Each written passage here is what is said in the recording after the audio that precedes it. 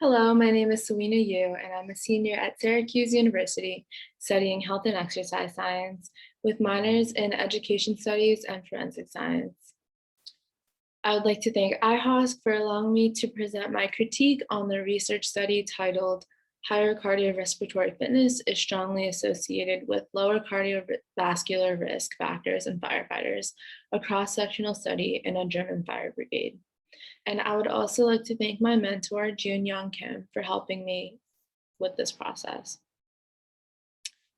So the firefighting profession has many physical and cognitive demands that are more challenging due to the high stress situations that they are put in. Around 50% of on-duty deaths are a result of a sudden cardiac event, and 80% of these deaths firefighters were found to have atherosclerotic cardiovascular disease after an autopsy was performed. Cardiorespiratory fitness is known to decrease the risk for cardiovascular disease, and it is also important in the firefighting profession. So we can see that there's a discrepancy between the occupational demand and the physical health of this population. Thus, the purpose of Strauss et al. Was to evaluate the association between cardiovascular risk factors and the level of cardiorespiratory fitness in firefighters. 97 German firefighters participated in this study. The inclusion criteria was that they were full-time workers at a fire department in active emergency service, and the exclusion criteria were if they were older than 60 years old, not working in a shift schedule, or working in administration outside of the active emergency service. Some cardiovascular disease risk measures that they took were anthropometric characteristics, such as BMI and waist circumference, family history of cardiovascular disease. They took resting blood pressure and resting heart rate, and they also took a blood sample to determine the concentrations of triglycerides, high-density lipoprotein, and low-density lipoprotein in the blood. And they also inquired about smoking frequency and number of years in the profession. For measuring cardiorespiratory fitness, they estimated their VO2 max using metabolic equivalents, or METs, on a cycle ergometer.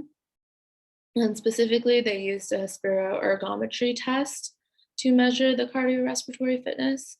They started the test at 50 watts and they increased by 25 watts every 2 minutes.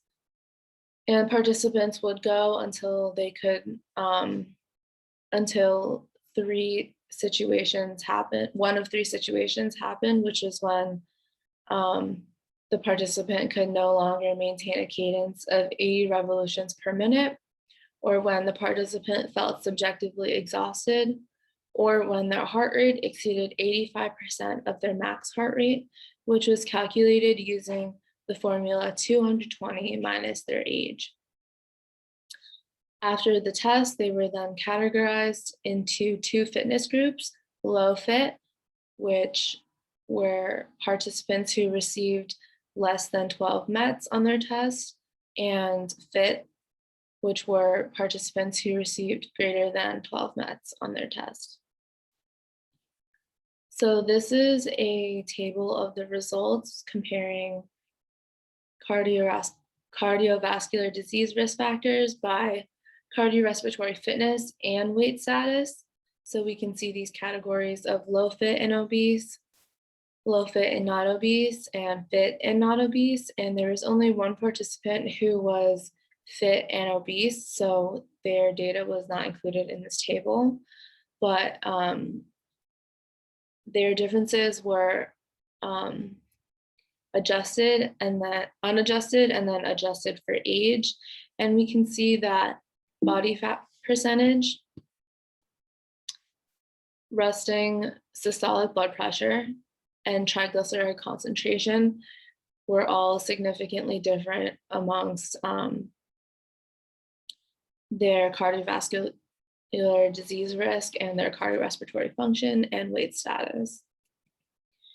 So the researchers concluded that lower cardiorespiratory fitness was found to be associated with greater cardiovascular risk factors, which were indicated by the higher body fat percentage, which had a p-value of less than 0.0001, a higher resting systolic blood pressure, which had a p-value of less than 0.0014, and higher triglyceride values, which had a p-value of less than 0.006. And then they also concluded that increasing cardiorespiratory fitness can then lower risks for cardiovascular disease, which would then prevent the number of on-duty deaths per year in the firefighting profession. So my first critique is that additional cardiovascular risk factors should be considered.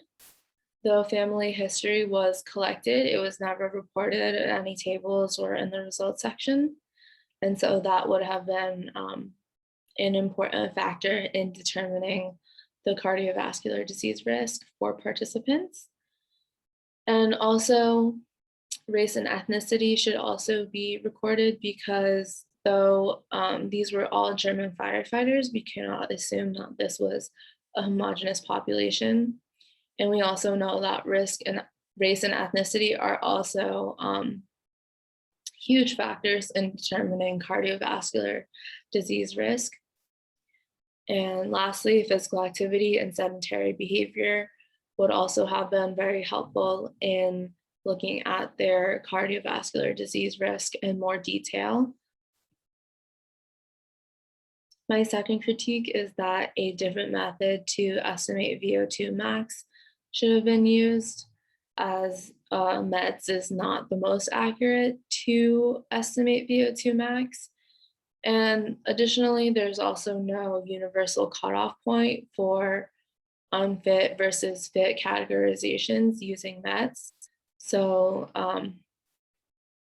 there's no evidence or agreement with scoring lower than 12 METS to categorize unfit people, and scoring above 12 METS to categorize fit participants. And in relation to this leads to my third critique. A Spiroergometry test does not reflect the occupational demand. So their performance in the field can be affected by smoke due to running into burning buildings. And then also this can cause a physiological response as well to stress, which could also affect their performance and their cardiorespiratory fitness.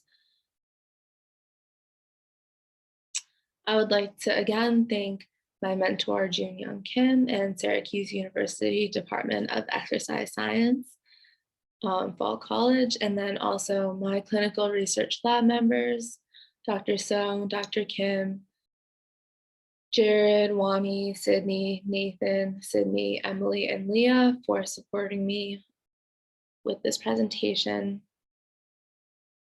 And again, thank you to IOHSK for allowing me to present this.